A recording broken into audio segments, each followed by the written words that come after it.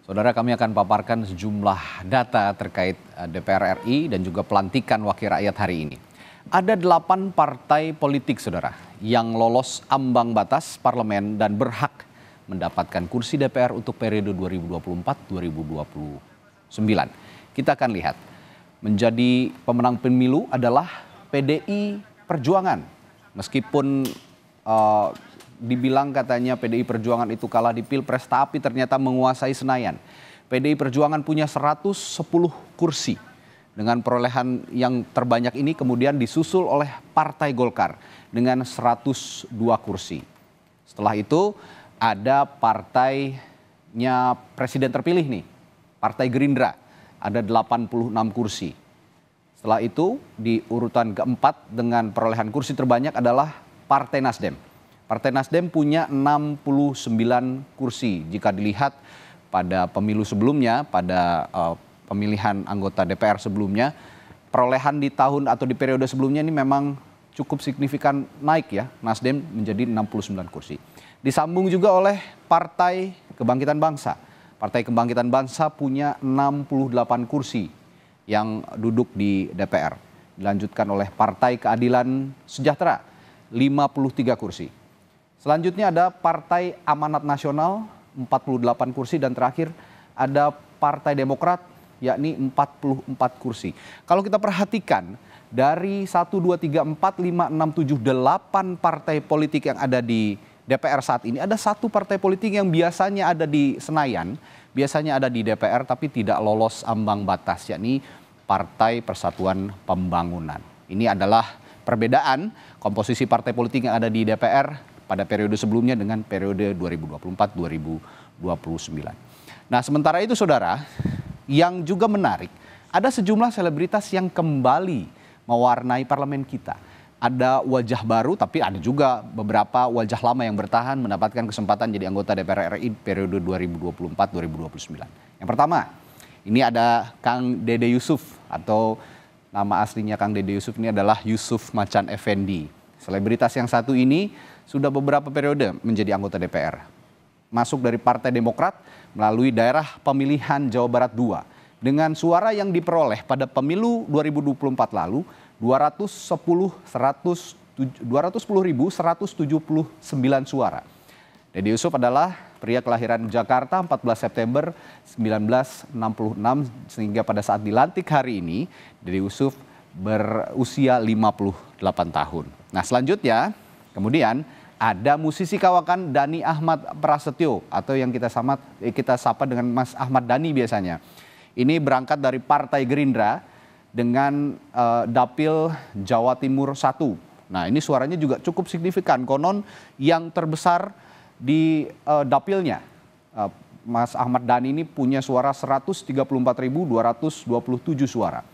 Ahmad Dhani lahir di Surabaya 26 Mei 1972, sehingga pada hari ini dilantik menjadi anggota DPR di usia 52 tahun.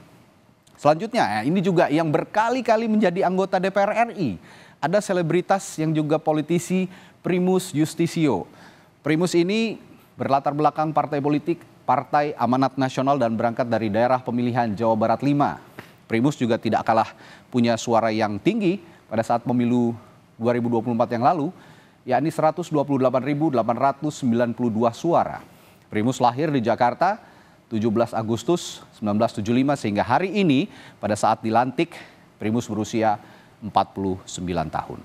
Setelahnya ini juga berkali-kali menjadi anggota parlemen, selebritas yang satu ini, Rachel Maryam.